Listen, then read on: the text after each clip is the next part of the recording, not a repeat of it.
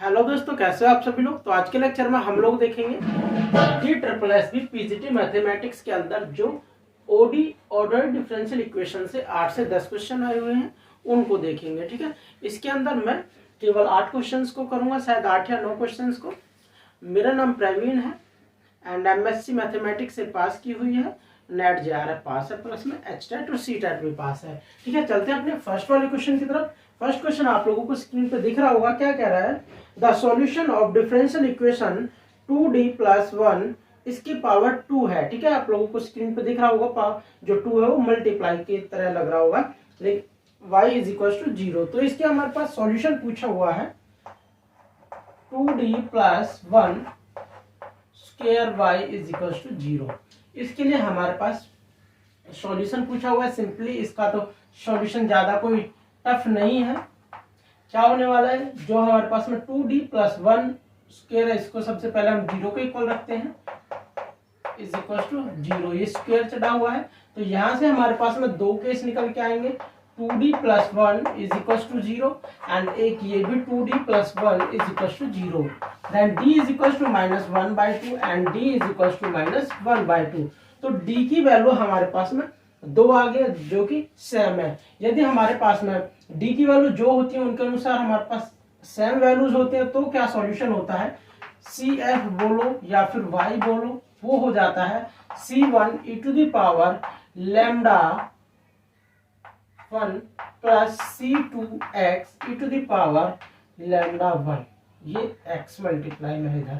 ठीक है, यहां से क्या हुआ है, यदि सेम रूट होते हैं तो एक x मल्टीप्लाई में आ जाता है। इसको हम दूसरे वे में भी लिख सकते हैं, C1 + C2x, ये यहां से कॉमन ले लिया जाएगा, e⁻λ1x।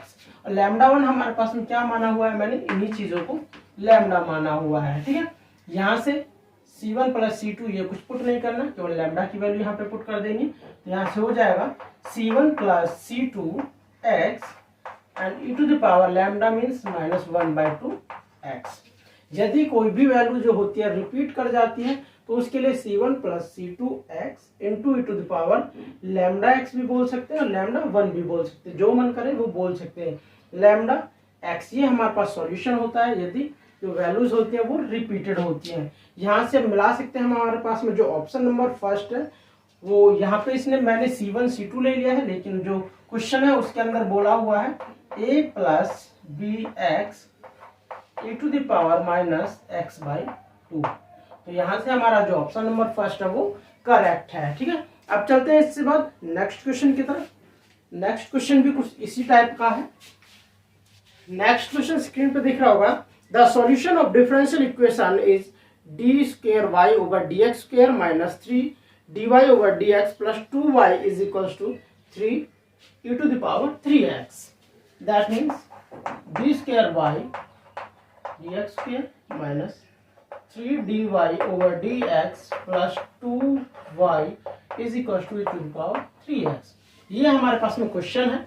यदि मैं इसको जैसे अभी d वाली फॉर्म में लिखा हुआ था, तो ये चीज हमारे पास हो जाती है d² - ये 3d हो जाएगा, देन ये 2, ये यहाँ से हमारे पास y आ जाएगा इसके साथ e⁻3x। ठीक है, ये हमारे पास में क्वेश्चन है।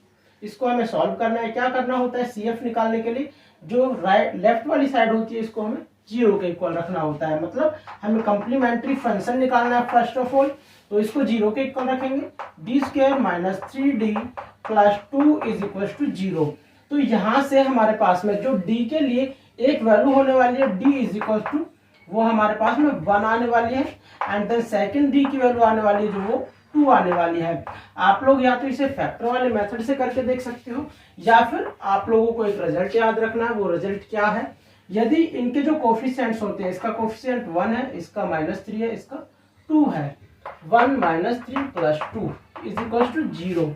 यदि कोफिशिएंट्स का जो सम होता है वो 0 के इक्वल आ जाता है, तो d के बराबर एक रूट हो जाता है, एंड देन जो अदर वाला रूट होता है दिस 1/1। तो सेकंड वाला रूट क्या हो जाएगा, 2/1। ठीक है, तो यहाँ से केवल 2/1 को मैं 2 लिख सकता हूँ। ये दो रूट निकल के आए हैं d के इक्वल। अभी जो कंप्लीमेंट्री फंक्शन हो जाएगा वो हो जाएगा C1 e⁻λ1x। अब दोनों अलग अलग रूट हैं तो हमारे पास में ये λ1 है, ऐसे ही वो λ2 लिखा जाएगा, c2 e⁻λ2x। अब दोनों रूट अलग अलग थे तो हमारे पास में यहाँ पे x की मल्टीप्लाई नहीं की गई है। जब रूट हमारे पास अलग अलग होते हैं केवल ये फॉर्म होती है सॉल्यूशन के लिए, c1 e⁻λ1x। एक रूट के लिए ये सॉल्यूशन हो गया एंड देन सेकंड रूट के लिए ये वाला सॉल्यूशन हो जाएगा। यदि रूट रिपीट हो जाता कोई सा भी तो उसमें प्लस में हमारे पास में x से मल्टीप्लाई करते हुए एक टर्म और ऐड हो जाती है, ठीक है। ये हमारे पास कंप्लीमेंट्री फंक्शन हो जाता है। इसके लिए वैल्यूज पुट कर दूंगा मैं, c1 e⁻x plus c2 e⁻2x, ठीक है। यहां से अब हम ऑप्शन से यही से हम एलिमिनेट कर सकते हैं ऑप्शंस को। इस ऑप्शन के अंदर क्या है, जो फर्स्ट वाला ऑप्शन है उसके अंदर e⁻−2x लिखा हुआ है, दैट मीन्स वो वाला ऑप्शन गलत हो जाएगा। एंड सेकंड वाले ऑप्शन में e⁻a−x लिखा हुआ है, ये गलत हो जाएगा। एंड फिर वापस से थर्ड वाले ऑप्शन में ये माइनस लिखा हुआ है, केवल ऑप्शन नंबर 4 है उसी के अंदर ये सेम मैच किया हुआ है, ठीक है। यहाँ से भी आप लोग केवल कंप्लीमेंट्री फंक्शन निकाला और इसका आंसर जो फोर्थ वाला आंसर है वो टिक कर सकते हो, ठीक है। अदरवाइज अभी मैं इसका पीआई और निकालना बता देता हूँ किस प्रकार से निकलेगा। जो पीआई निकलता है 1/f(d)। f(d) क्या होगा, जो हमारे पास ये वाला फंक्शन है, जो ये वाली चीज है हम इसको f(d) बोलते हैं, ठीक है, इनटू में, और ये वाली चीज आ जाती है e⁻3x। यदि फंक्शन e⁻3x टाइप का होता है जिसका हमें कंप्लीमेंट्री, जिसका हमें ये particular integral that means pi निकालना है, यदि e⁻3x टाइप का हो या फिर e⁻ax टाइप का हो तो a की वैल्यू को हम d की प्लेस पे पुट कर देते हैं। यहाँ से क्या हो जाएगा 1/ ये वाली चीज d² - 3d + 2, d² - 3d + 2 e⁻3x।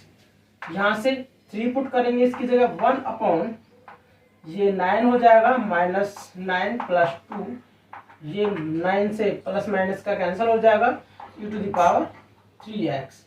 तो 1/2 e⁻3x, जो पीआई है 1/2 e⁻3x हो गया है। ये हमारे पास कंप्लीमेंट्री फंक्शन था। इसके अंदर जो y हो जाएगा CF प्लस पीआई होता है कंप्लीमेंट्री फंक्शन, और जो पर्टिकुलर इंटीग्रल होता है, ये पर्टिकुलर इंटीग्रल, इन दोनों को हम ऐड कर देते हैं तो फाइनल रिजल्ट आ जाता है, that means c1 e⁻x plus c2 e⁻2x plus 1/2 e⁻3x, ठीक है। इसी टाइप के क्वेश्चंस आते हैं इजी।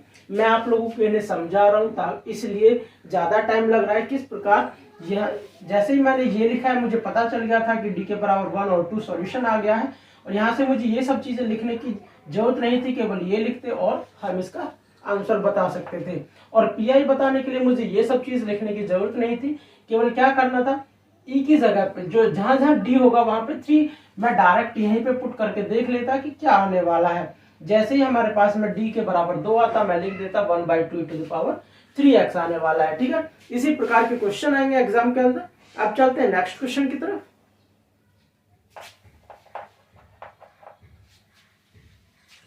क्वेश्चन आप लोगों को स्क्रीन पे दिख रहा होगा, बोला हुआ है a particular solution of differential equation.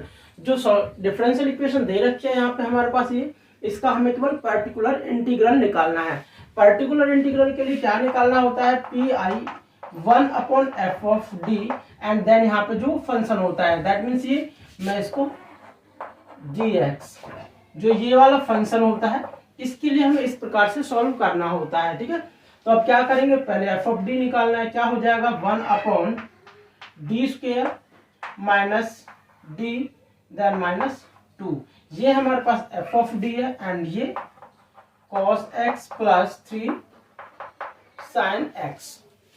अब हम इसे अलग अलग अप्लाई कर सकते हैं, जो 1/d² - d -2 cos के ऊपर अप्लाई कर देंगे और इसके ऊपर अलग से अप्लाई कर सकते हैं, लेकिन मैंने एक साथ ही कर सकता हूं। किस प्रकार करेंगे, जब भी हमारे पास में cos ax 1/f(d) इस टाइप से कोई भी फंक्शन होता है तो हमें क्या करना होता है, cos हो या फिर sin हो, cos या फिर sin ax, कोई भी फंक्शन हो, इस जो f(d) है इसके अंदर जहां जहां d² वाली टर्म होगी उसके अंदर हमें क्या पुट करना होता है, माइनस ए स्क्वायर, माइनस ए स्क्वायर, डी की जगह पे माइनस ए स्क्वायर पुट करना होता है डी स्क्वायर की जगह पे। तो यहाँ से हमारे पास केवल डी स्क्वायर यहाँ पे है, देन ए हमारे पास में 1 है यहाँ पे और यहाँ भी 1 है, तो हमारे पास क्या हो जाएगा 1 अपॉन ये हो जाएगा ये -1 minus D minus 2 cos X plus 3 sine x. जब तक डी खत्म नहीं हो जाती हम इसे तब तक सॉल्व करते जाते हैं। तो यहां से हमारे पास कितना हो जाएगा 1 अपॉन माइनस कॉमन ले लूंगा D plus 3 then cos X plus 3 sine X.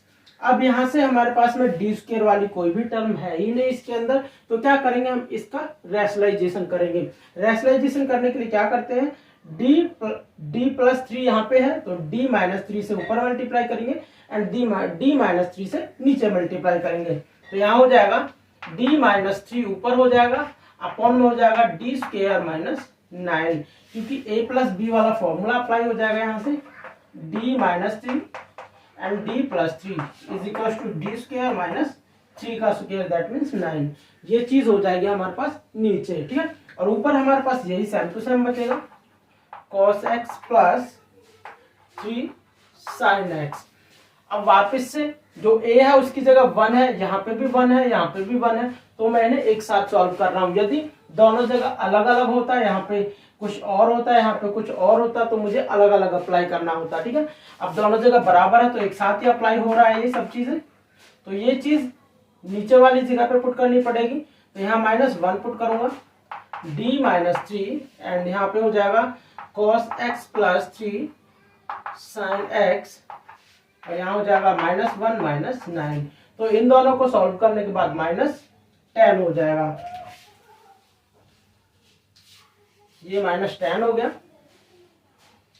अब क्या करना है, जो सिंपल d होता है, यदि जो डिफरेंशिएशन है उसके अंदर सिंपल d लिखा होता है उसका मतलब होता है d ओवर डी एक्स, मतलब एक बार डिफरेंशिएशन करना होता है विद रिस्पेक्ट टू x।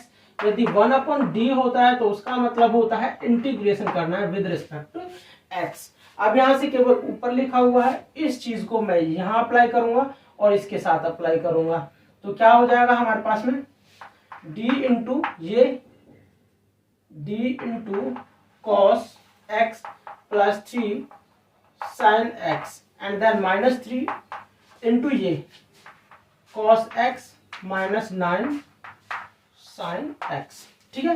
हमारे पास ये हो जाएगा। यहां से हमारे पास में अप्लाई करूंगा इसके अंदर, ये डिफरेंशिएशन करूंगा, cos का कितना आ जाएगा माइनस साइन x।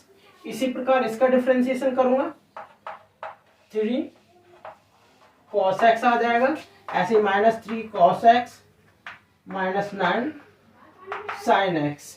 ये माइनस से cos 3x और प्लस cos 3x आपस में कैंसिल हो जाएगा, अपॉन में माइनस का ये 10 अभी चल रहा है, ठीक है। और एक बात और है, ये माइनस वाला साइन है, मैं इधर से भूल गया हूं, ये माइनस वाला साइन और था बाहर, तो ये प्लस का 10 हो जाएगा, ठीक है। अपॉन में प्लस का 10 चल रहा है साथ में, अपॉन में प्लस का 10 हो गया। ये माइनस साइन एक्स है, ये -9 साइन एक्स है, तो हो जाएगा माइनस का 10 साइन एक्स अपॉन में 10 से 10 कैंसिल हो जाएगा, that means minus sine x. तो यहां से आप लोग ऑप्शन मिला सकते हो, जो हमारे पास ऑप्शन नंबर 3 है माइनस साइन एक्स वो करेक्ट है। वैसे हमारे पास में 200 क्वेश्चन आते हैं, 120 मिनट के अंदर करने होते हैं। अगर मैं पार्ट ए और पार्ट बी को देखूं, 200 क्वेश्चन मैथ के आते हैं और 100 क्वेश्चन हमारे पास में जो कॉमन पार्ट होता है उसके आते हैं। फर्स्ट वाले पार्ट के लिए 60 मिनट, लेकिन आप लोग उसे चाहो तो जल्दी से जल्दी सॉल्व करने के लिए सोचना, क्योंकि उसके अंदर तो हिंदी इंग्लिश इस टाइप के काफ़ी चीज़ें आती हैं जिन्हें आप लोग इजीली जल्दी से कर पाओगे सॉल्व। मैथ में थोड़ा सा टाइम लगता है, लेकिन हमारे पास जो कट ऑफ होती है वो ज़्यादा भी नहीं जाती है, जैसे 120 तो मिनिमम मार्क्स चाहिए ही होते हैं, और 126 127 मान लो, इतने पे हमारे पास कट ऑफ गई थी। यदि और पार्ट ए में हमें 40 मिनिमम, हमें पार्ट ए के अंदर 40 मार्क्स चाहिए होते हैं, तो यहाँ कितने बचे 87 मार्क्स बचे हैं। ठीक है, और पार्ट ए के अंदर हमें 40 ना नंबर लेके हमें लगभग 50 के आसपास नंबर लेने पड़ेंगे 100 में से। यदि 50 नंबर लोगे तो ये यहाँ पे 75 बच जाते हैं। ठीक है, ये 77 नंबर बच जाते हैं। ठीक है, अब 77 बचने के बाद में 77 क्वेश्चन करोगे तब 77 नंबर है। तो हम क्या एवरेज लगा के चलते हैं कि हमें 100 क्वेश्चन करने हैं, 120 मिनट के अंदर 100 क्वेश्चन करने होते हैं। ये चीज आप लोग ध्यान रखें कि 200 क्वेश्चन आते हैं 120 मिनट में करने होंगे, इतना ज्यादा डीप में नहीं जाना है। आप ये मान के चलो कि हमें 100 क्वेश्चन करने हैं और 120 मिनट मिलेंगे। क्वेश्चन किस क्वेश्चन को हमें छोड़ के चलना है, बस आप लोगों को ये बातें ध्यान में रखनी है। यदि क्वेश्चन किसी क्वेश्चन में थोड़ा ज्यादा टाइम लग जाएगा और किसी क्वेश्चन को आप जल्दी से भी सॉल्व कर पाओगे। जैसे इस क्वेश्चन में थोड़ा सा हल्का सा टाइम ज्यादा लगता, बस थोड़ा ज्यादा, और बाकी के और क्वेश्चन है उनमें इजीली आप कर पाते हैं। ठीक है, अब चलते हैं नेक्स्ट क्वेश्चन को देखेंगे, उसमें हमारे पास कितना टाइम लगेगा। ठीक है, नेक्स्ट क्वेश्चन है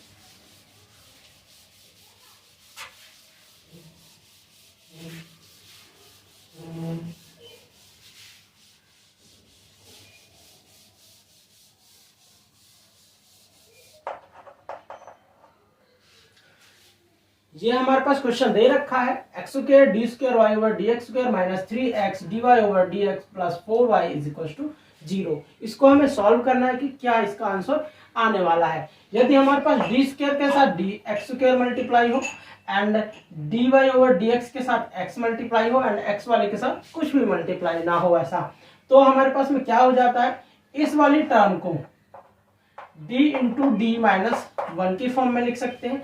मतलब दो पावर लिखी हुई है तो d से स्टार्ट करके d इंटू डी माइनस 1 तक जाना। यदि पावर 3 चढ़ी होती है, दोनों की 3 पावर होती, तो हम लिखते d into D minus 1 and d minus 2, इस प्रकार से लिखते। लेकिन दो ही पावर चढ़ी हुई है तो केवल 2 बार तक पीछे ही जाना है, इस प्रकार लिख सकते हैं। एंड इसको एक बार ही लिखना है तो सिंपल d रह जाएगी एंड ये हमारे पास 4, y हमारे पास बाहर आ जाएगा इज इक्वल टू 0।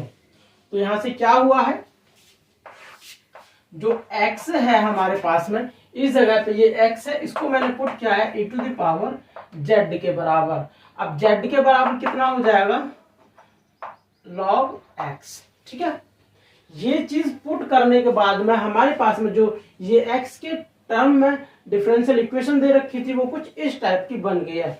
अब हम इसी चीज का जो आंसर कर लेंगे लास्ट में यूज करेंगे। ठीक है, यहां से क्या हो जाएगा, D square minus D minus 3d plus 4, यहां से हो जाएगा D square minus 4d plus 4 is equal to 0। तो यहां से हमारे पास आ जाएगा D square minus 2d plus ये माइनस का d आएगा ये भी प्लस 4 इज इक्वल टू 0। मतलब मैं इसको सॉल्व कर रहा हूँ, d की वैल्यू निकाल रहा हूँ, तो d के बराबर माइनस 2 का होल स्क्वायर आने वाला है इज इक्वल टू 0। आप लोग इसे इजीली फैक्टर वाले मेथड से निकाल सकते हो कि d के बराबर दो वैल्यूज आएंगी 2, d के बराबर हमारे पास यहाँ से दो वैल्यूज आई है 2, 2।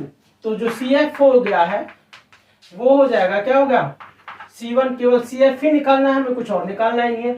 C1 और ये किसके टर्म में निकलेगा, Z के टर्म में।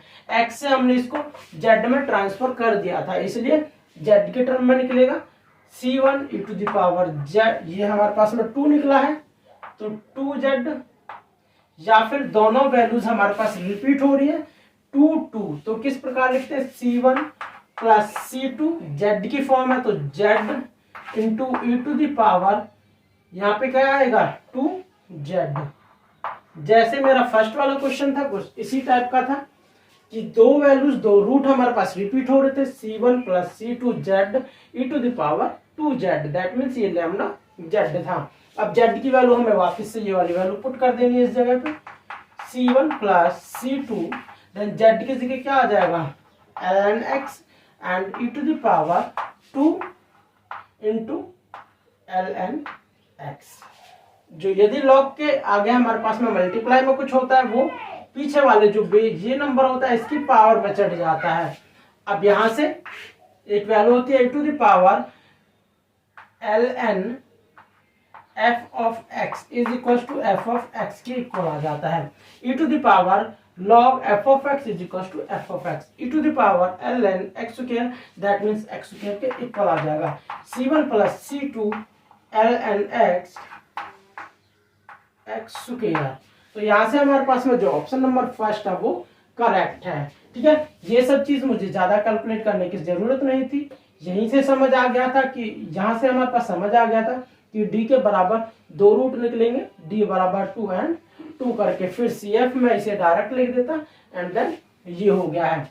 काफी इजी सॉल्यूशन है, ज्यादा टफ सॉल्यूशन नहीं है। अब चलते हैं नेक्स्ट क्वेश्चन की तरफ। हमारे पास में ये एक डिफरेंशियल ये हमारे पास एक इक्वेशन दे रखी है, x और t की फॉर्म में दे रखी है। तो यहाँ से पूछा हुआ है किस ऑर्डर की डिफरेंशियल इक्वेशन आ सकती है। If x is equal to a cos mt minus alpha then the differential equation satisfy the relation.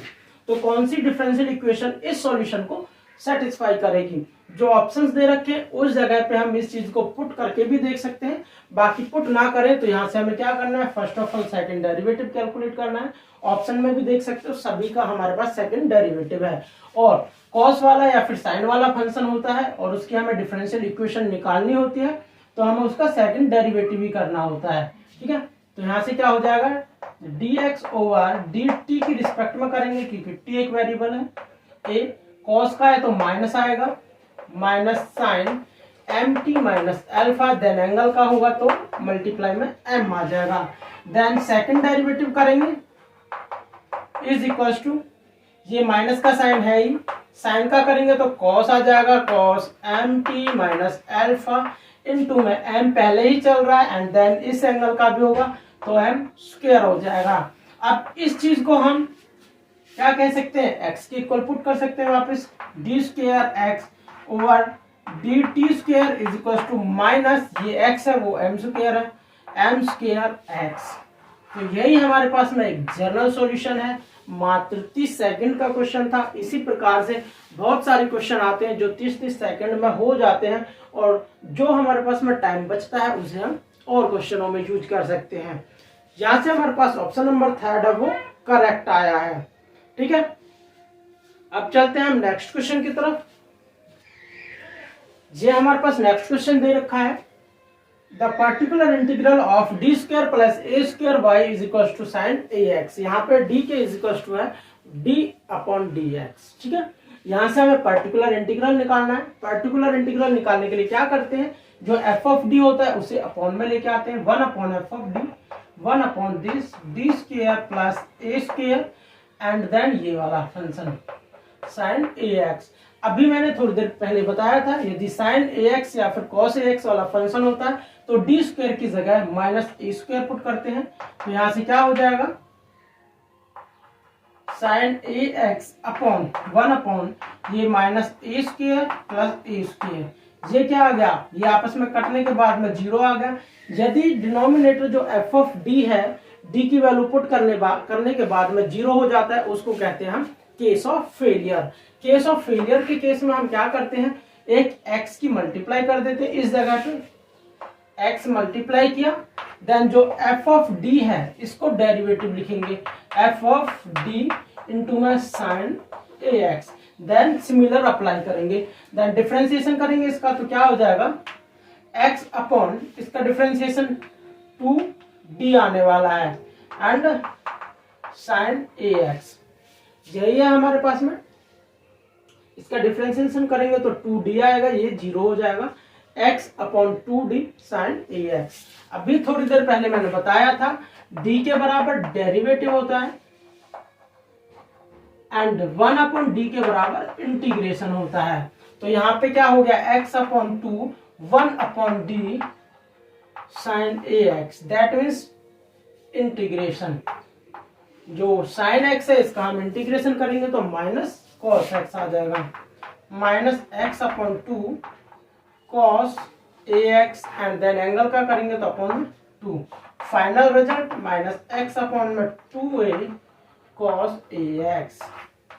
तो यहाँ से हमारे पास में जो फर्स्ट वाला ऑप्शन है वो करेक्ट है। आप लोग इन्हें इजीली कर सकते हो, काफी छोटा क्वेश्चन है ये, इससे पहला वाला भी काफी छोटा क्वेश्चन था और ये भी छोटा क्वेश्चन था। हर किसी क्वेश्चन के लिए हमें 120 मिनट में यदि 100 क्वेश्चन करने होते हैं तो आप लोग मान के चल सकते हो कि 20 मिनट में हमें कुछ क्वेश्चन ऐसे भी होंगे जो छोड़ने पड़ेंगे, ये नहीं कर सकते, ये वो नहीं कर सकते।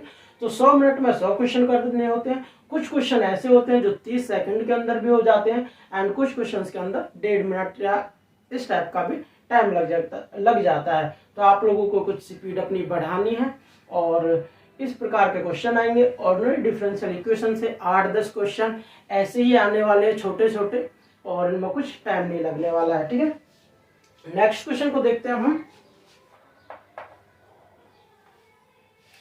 ये हमारे पास में दे रखा है कि y के बराबर x एक सॉल्यूशन दे रखा है। द इक्वेशन है x square y double dash plus x y dash minus y is equals to 0।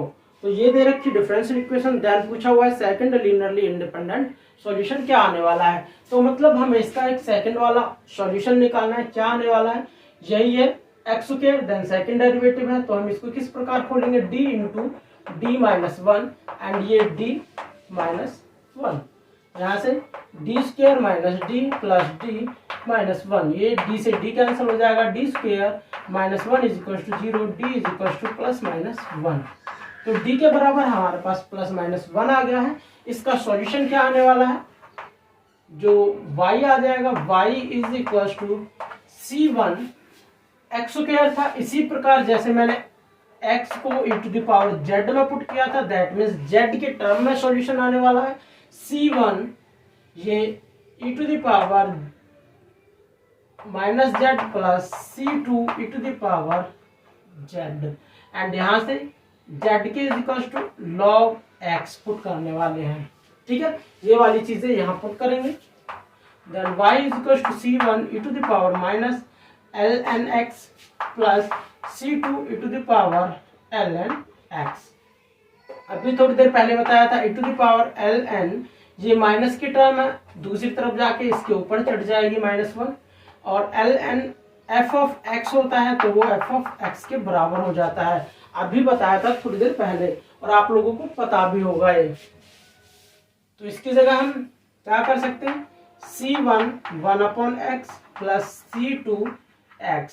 ये एक सॉल्यूशन तो इसने बता दिया था कि y इज इक्वल टू एक सॉल्यूशन ये है, एंड देन अदर सॉल्यूशन निकालना था। तो क्या आ गया 1/x, that means y is equal to 1/x हमारे पास एक अदर सॉल्यूशन आ गया है। ठीक है, ऑप्शन नंबर 4 यहाँ से करेक्ट है। अब चलते हैं नेक्स्ट क्वेश्चन की तरफ।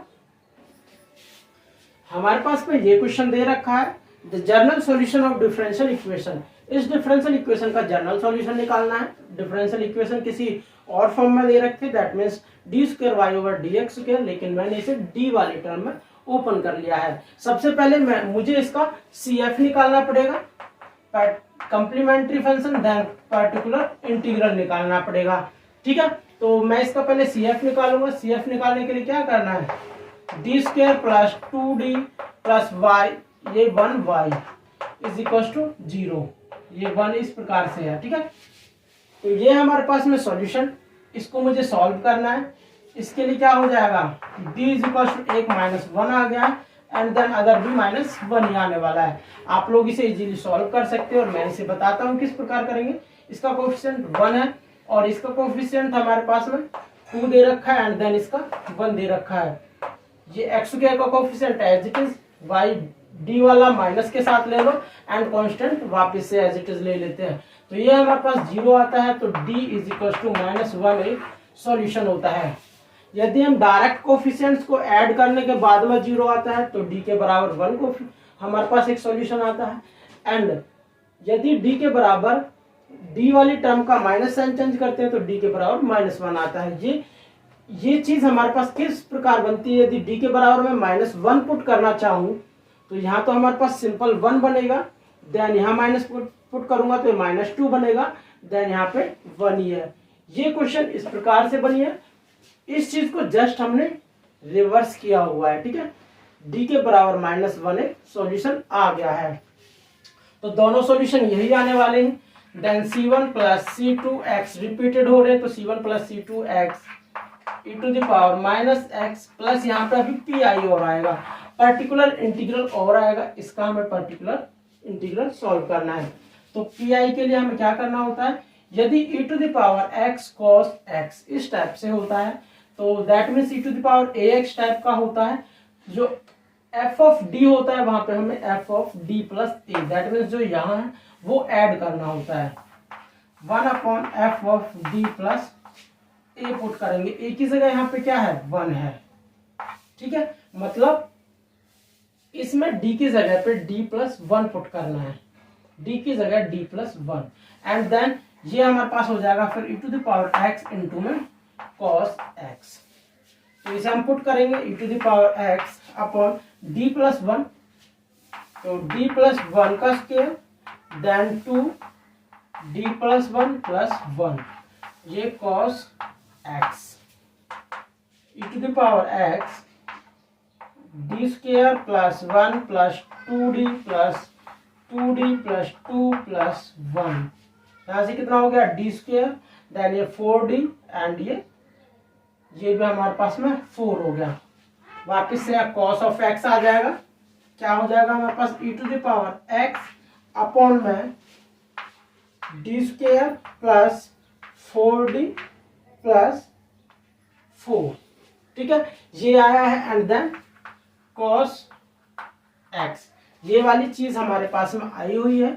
यहां से अब आप लोगों को क्या करना है, यहाँ पे जो 1 है उसे माइनस ये डी स्क्वायर की जगह माइनस ऑफ 1 पुट करना है, देन हमारे पास में इस टाइप का फंक्शन बनेगा, फिर इसको रेशनलाइजेशन करना है। इससे पहले भी मैंने आप लोगों को ये क्वेश्चन कराया था, आप लोग मुझे खुद इसका आंसर कमेंट सेक्शन में कमेंट करके बताओगे। मैं इस क्वेश्चन के जो ऑप्शन दिए हुए हैं मैं उनको शो नहीं करूंगा, क्योंकि ऑप्शन के अंदर हमारे पास में सॉल्यूशन दे रखा होता है कि ग्रीन कलर से हुआ है, ये इसका सॉल्यूशन है। आप लोगों को खुद मुझे बताना है। कंप्लीमेंट्री फंक्शन मैंने यहाँ निकाल दिया है एंड पर्टिकुलर इंटीग्रल आप लोग खुद से निकालना है इसका एंड देन कमेंट करना है कमेंट सेक्शन में, ठीक है। अब नेक्स्ट क्वेश्चन पे चलते हैं। एक क्वेश्चन और है हमारे पास में, फिर उसके बाद में एक क्वेश्चन और बचे हुए, लेकिन मैं उन्हें नहीं करा रहा हूं इस लेक्चर के अंदर।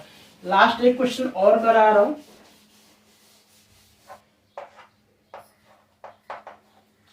ये हमारे पास में इक्वेशन दे रखी है, डिफरेंशियल इक्वेशन पूछा हुआ है the linearly independent solution of the differential equation for D square Y over D x square plus 4 D Y over D x plus 5 y is equal to 0। इसके लिए हमें लीनियरली इंडिपेंडेंट 2 सॉल्यूशन निकालने हैं।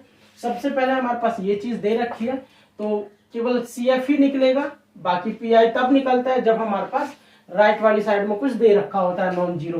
तो CF निकालेंगे केवल, इसका CF के लिए हमें D की वैल्यूज चाहिए होती है 4d square plus 4d plus 5 is equal to 0।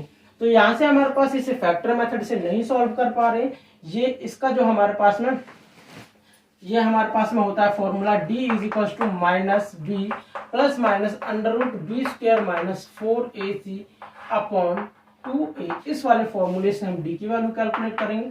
B हमारे पास यहाँ 4 है, दैट मीन्स -4 प्लस माइनस ये 4 चौक 16 हो जाएगा, माइनस इसकी गुना देन 4 की गुना करनी पड़ेगी, मतलब 4ac है ये 4ac 4 चौक 16 16 पंजे ये 80 हो गया है, अपॉन में 2a इंटू में 4 हो जाएगा।